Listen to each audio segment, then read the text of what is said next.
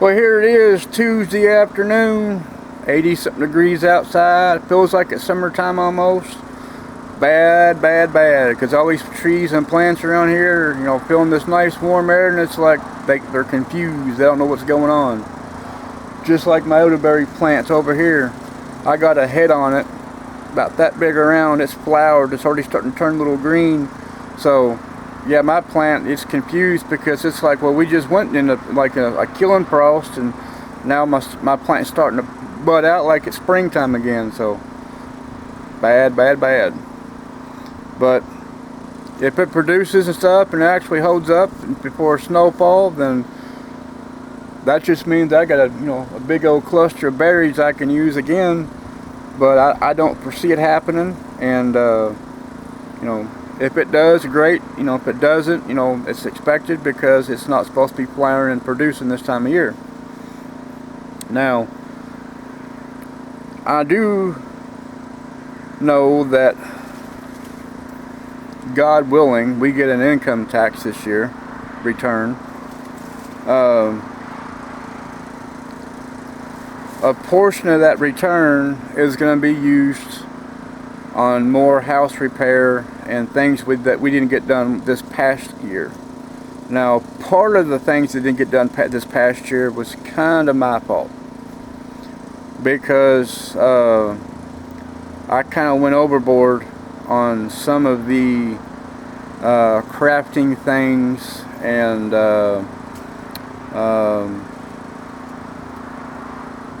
well, silver and gold and everything else. So mainly silver. So this year I've already told myself, as much as you want it, you don't really need it. So, but I got stuff in the house already, that's, they're the same form. So, I mean, I really don't need it. So mentally I'm telling myself, stay away from it, focus on the house, focus on getting the house repaired to different other places, putting gutters on the front of the house and partially in the back, and tearing off the back porch and rebuilding the porch back there, and putting a concrete walk pad across the front of the house. We're not walking in mud and dirt this time of year. Putting a patio deck on the side of the house to where the walkway it still is, but it needs a lot of repair done to it. So I figured just pull the bricks up and build a patio deck across there, and which would give us, all the space we need for summertime and fall, and cookouts, stuff like that. Get an extra couple tables, throw up there. Build the extension on this decking over here, which takes it this way at a drop down, and we could put this table over there, and we can come out here in the summertime and sit out here in the evenings and have enough space where the table's not like, this piece here is big enough, but you can't walk all the way around the table.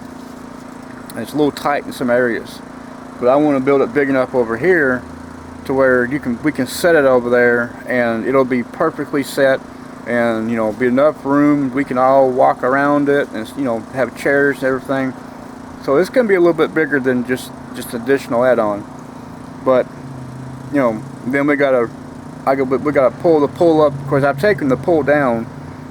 We just gotta get it picked up and moved out of the way so I can scrape off some of the unevenness on the ground over here and make I hate the word, like a box frame. I'm gonna build like a box frame with the size the pole is, and I guess we're gonna have to fill it up full of sand, and that's gonna take a little bit of money, but it'll be worth it, because then on this decking here, I'm going to take it out additional, maybe 5 foot out, like a little drop deck, and then get a pull ladder mounted onto it that goes into the pool, where the pool actually be flat level, because this year I kind of butted the pool up against the front of the decking up here, which made the pool kind of like this, and because it worked for a little bit, but the pool wasn't even, and it threw a lot of water out. But I want to make sure it's level.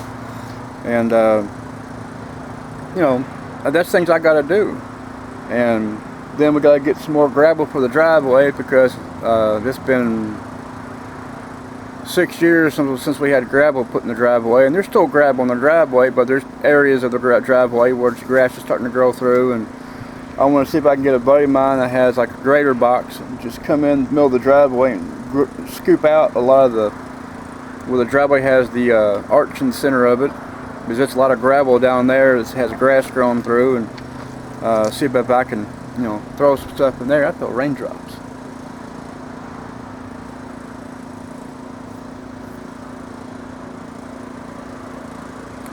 I know I wasn't slobbering like Sylvester, but I did feel a couple. I felt one on my hand and I felt one on my arm, and I don't know, maybe it's just a fluke. We are supposed to get rain today, so it could be like the very beginnings of that. So I don't know, too hard to tell. But there's a lot of things I gotta do this year, and then I'm like I said before, like I was talking to Dan that comments on my videos on here.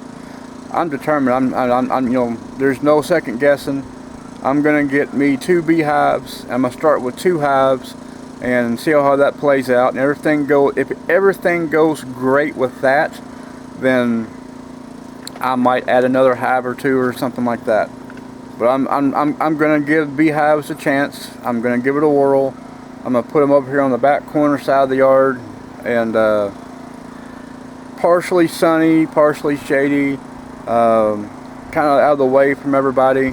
So that way, if somebody does happen to come over here, it won't be, oh, I'm getting swarmed by bee type thing. So that's gonna be out of the way. I do know that I am gonna be looking at getting a buck, probably between now and March, and if I can, then throwing back there with my 2 females and see what turns out with that.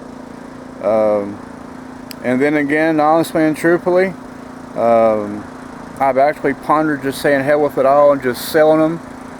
My two does and my other buckling, not buckling, but my other neutered buck. No, he's not even a buck. What do you call him? Weather. That's it, a weather.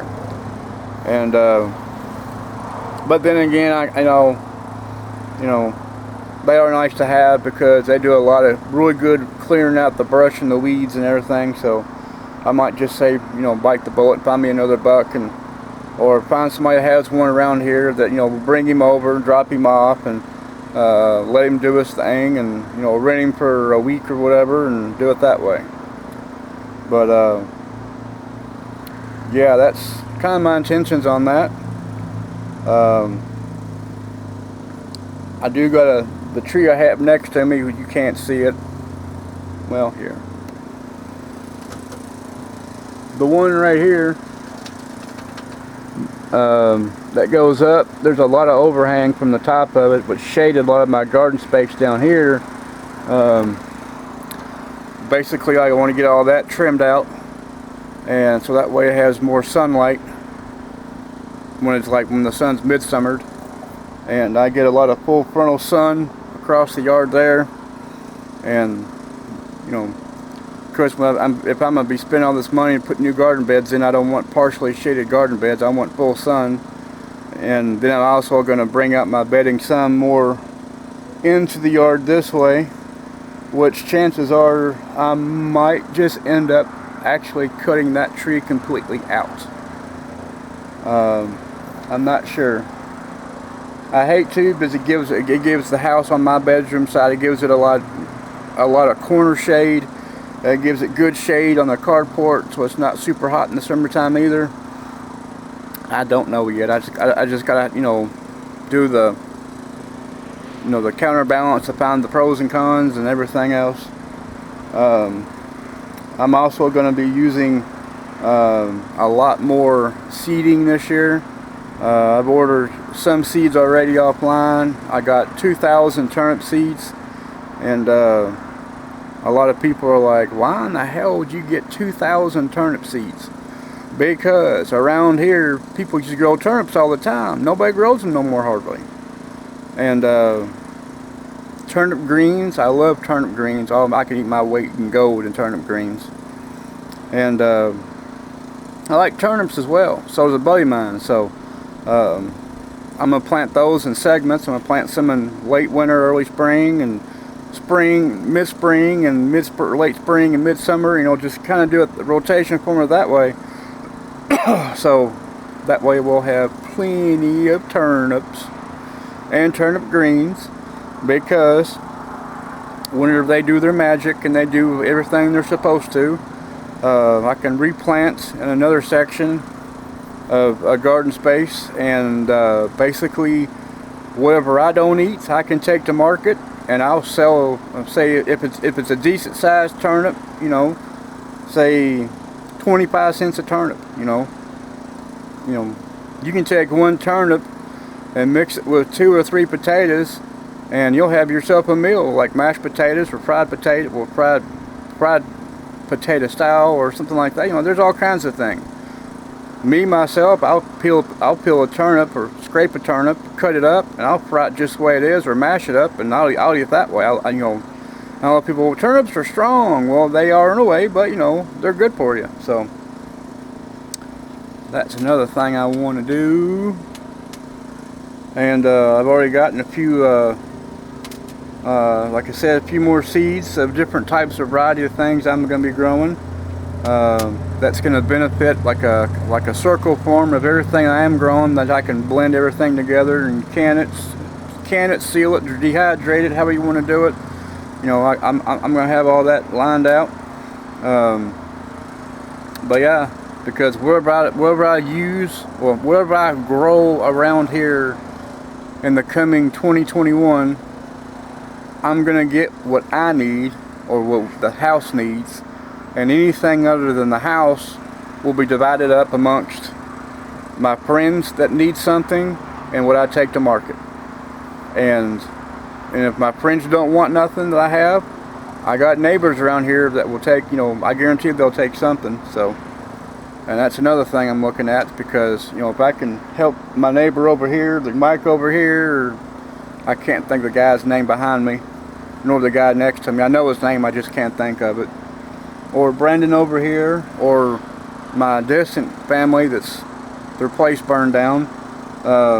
You know, I mean, anybody around here would. You know, I gave away so many tomatoes around here this summer. It's not even it's crazy.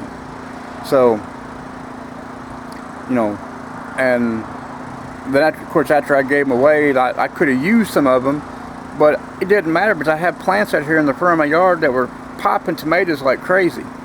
And next year I am going to grow the same amount of cherry tomatoes I did this year.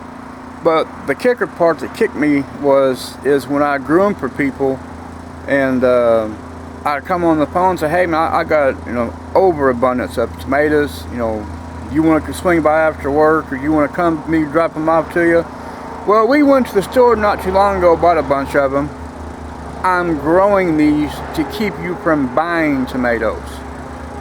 But yeah, I got stuck with a lot of tomatoes, so I passed them out, and I used as much as I could. And another thing I want to do, I don't know how good it's going to work out, but I want to build me an outdoor kitchen. And the reason why is so that way in the summertime I don't heat the house up, cooking in the house or canning in the house and doing things like that in the house. I can be outside and do my stuff outside, and you know, it won't affect the house any. But that's another thing I want to look at too. And but yeah, I mean, so many things I need to do and want to do, and right now fundage is kind of tight, but the bills are getting paid. We got money in the bank still. We're not suffering from hunger.